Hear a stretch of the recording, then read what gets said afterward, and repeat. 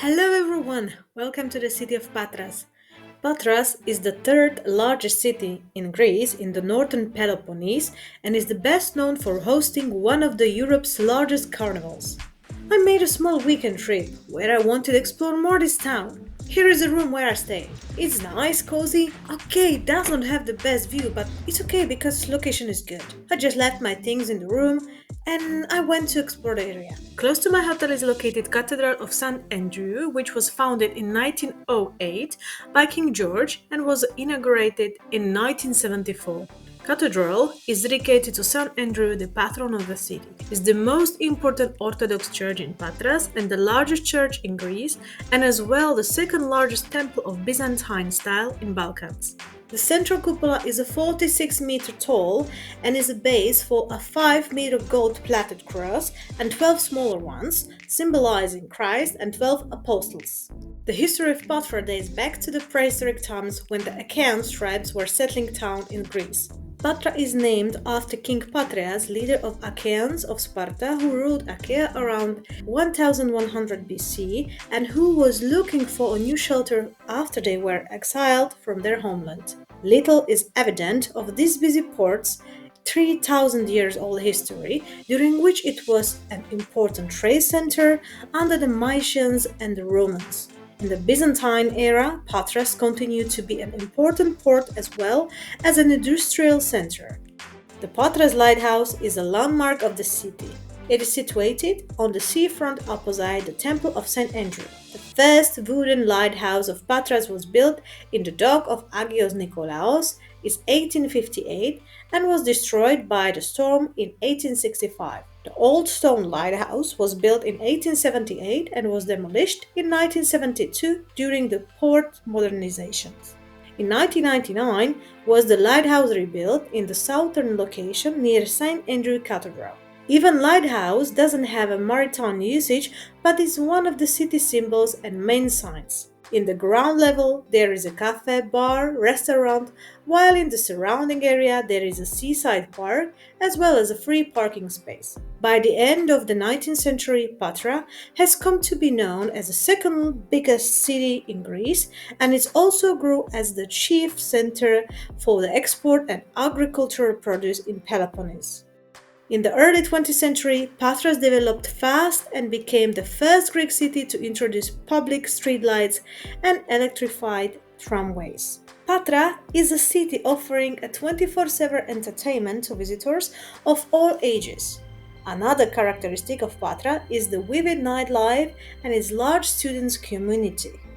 Patra hosts the third largest university in Greece and a technological institution. Welcome to Patras, a bustling student city, a place where entertainment, history, and culture mingle together to create a destination filled with the wonderful discoveries. When night sets in the streets of the city are transformed into venues of fun. Let's start with breakfast and then exploring can continue. Patras is built off the foot of Mount Panachikon, overlooking the Gulf of Patras. The city is divided into upper and the lower section, connected with roads and the broad stairs. The upper section, Anopoli, is the older and the more picturesque square. However, the lower section, Katopoli, is laid out according to the 1858 city plan, featuring a variety of squares. West of Acropolis in Anopoli, upper city, you will find Patras Roman Odeum, which was actually built earlier than Athens Odeum, Herodion, 160 AD. The surrounding space is turned into archaeological area where mosaics, sarcophags, and other ancient findings are displayed, but area had been only partially excavated. It has been restored and partially reconstructed and is used to as open-air theater for performances and concerts in the summer. On my walk, I noticed a Pantocrator church. The Byzantine-inspired church is a three-a-side basilica covered with domes, was built to some extent to mimic design of Hagia Sophia in imperial capital Constantinople, now Istanbul. Castle of Patras dates from the medieval times and remains strong till today. Castle was initially built in 6th century AD by Byzantine Emperor Justinian, having many additions from the period of Frankish and Venetian rule of the city up as far as the time the Ottoman Empire. Its current outline dates back to Second Venetian rule of the town from 1687 until 1715. Today, its interior is used as a public garden. The Patras fortress was built about the ruins of the ancient acropolis of the city of Patras on low outlying hill of the Panakio. The castle covers 22,725 square meters, strengthened to towers and gates, and further protected originally by moat and the inner compound of the northeast corner, also protected by moat. In 1205, in the aftermath of Fourth Crusade, it was taken over the Franks, who strengthened it further, opening a moat of all three sides. The castle fell to the Ottoman Turks in 1458. The Venetians took the castle in 1687 during the Morean War and kept it until it was retaken by Turks in 1715. Following independence, the castle had been used by the Greek army. In 1973, the castle was turned over the sixth emperor of Byzantine antiquities. Nowadays is used for cultural events, especially during summer. Every year, in February, the city hosts the largest carnival in Greece and one of the most famous in Europe, with heritage reaching back 160 years. Carnival of Patras is a major event of the town.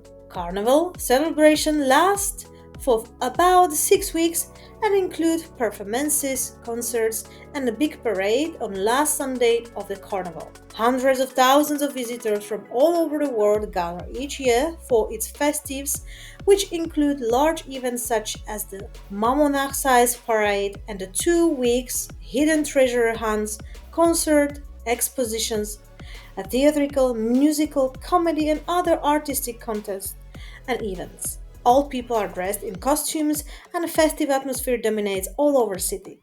On Sunday evening, the burning of the Carnival King marks the end of the carnival. Patra can offer a lot of cultural events. One of them is International Film Festival takes place in October and screenings are presented in Apollo Theatre. The International Shadow Theatre Festival of Patras takes place in every September. The International Festival of Patras takes place in summer and includes theatre performances, musical concerts, lectures, photo and painting exhibitions.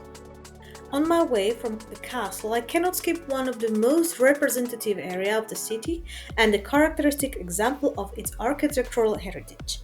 The Agio Nicolaou stairs, which are the largest staircases scattered throughout the city, which connects the lower with the upper part of Patras. The 193 steps, built in the early 1930s, replaced the winding uphill dirt road, essentially transforming the particle streets and lending in the emotions and glamour. The stairs are much photographed and a popular destination for locals and visitors. Walking around directly up the King George Fair Square, we can find Apollon Theatre. The Apollo Theatre of Patras is an architectural masterpiece.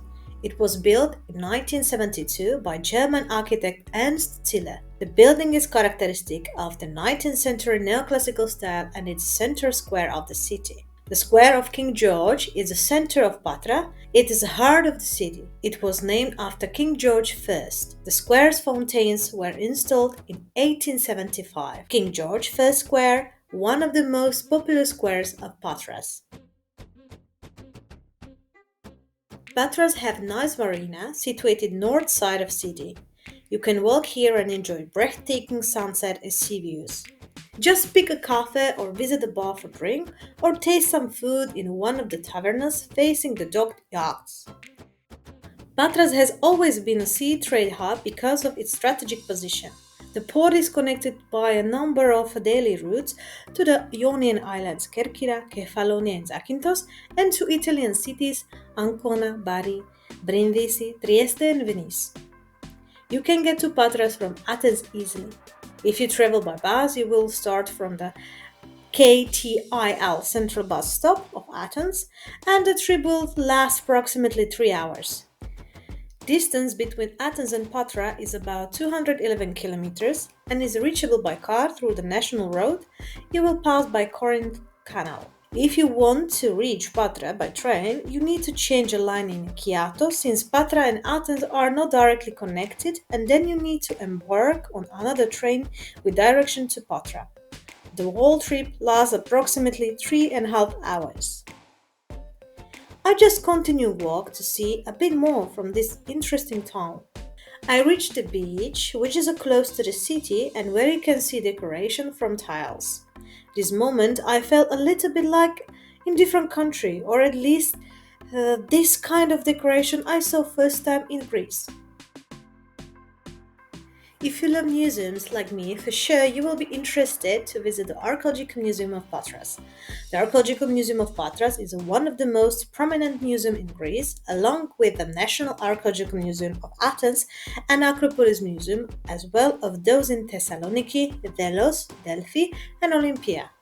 The museum is housed in a modern and special architectural building, and it was completed in 2009. External appearance of the museum is in keeping with the surrounding area, and cultural park will be created next to the museum in the following years. In the front of the building there is a spherical dome covered with a sheet of titanium standing in an artificial pool which represents Patra's relationship with the water element. Patra's Archaeological Museum focuses on an exhibition of various archaeological finds from the Mycenaean to the late Roman era discovered in Patras and in the wider Achaea region. The exhibits reconstructs Patra's long history dating back to prehistoric times. The museum follows the style of many modern museums of the world, where part of the exhibitions are not locked inside window cases, but you as a visitor can approach them within a breathtaking distance. As well, there are also video walls with optical informative material offering fascinating information. The museum's permanent exhibition is divided into three major themes: the Hall of Private Life, the Chamber of Necropolis, and the Hall of the Public Life. In the museum, you can find 1,300 exhibits from all areas of human life, daily life, public administration, and death. Splendid sculptures like the stone statue of Athena, Mycenaean vessels, and weapons, burial offering many other exhibits create a vivid picture of public, private, and religious life in ancient Achaea. Their private life comes alive with the representation of buildings and a floor mosaic that adorn the houses of rich Roman Patras. The private life comes alive with representation of buildings and floor mosaics that adorn the houses of the rich Roman Patras. Those mosaics are in excellent conditions and came from the Roman villas, which were moved to museum, as well as tombs and sarcophags. Unique finds such as a part of Roman residence, a middle-class home of the Roman times, and the luxurious private bar are also housed in the museum. For better understanding of the life and interests of people in antiquity are completed by special reference to wearing, fishing, hunting, house decoration, hairstyles, makeup, jewelry, clothing, toys, and love life.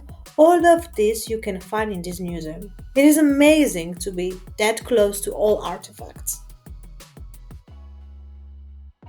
Scrolling in the street of Patras, I couldn't help but notice that street art here is really visible and a lot of these pieces are really amazing. One thing which is eye-catching is the Rio Anthrio Bridge, which separates the Gulf of Patras from the Gulf of Corinth to the east. The Rio Anthrio Bridge connects Patras, easternmost suburb of Rio, to town of Anthrio, connecting the Peloponnese Peninsula with mainland Greece. And with that, we are coming to the end of our video. Thank you if you watch until here. And with that, I want to say goodbye to you. See you next time. Bye bye.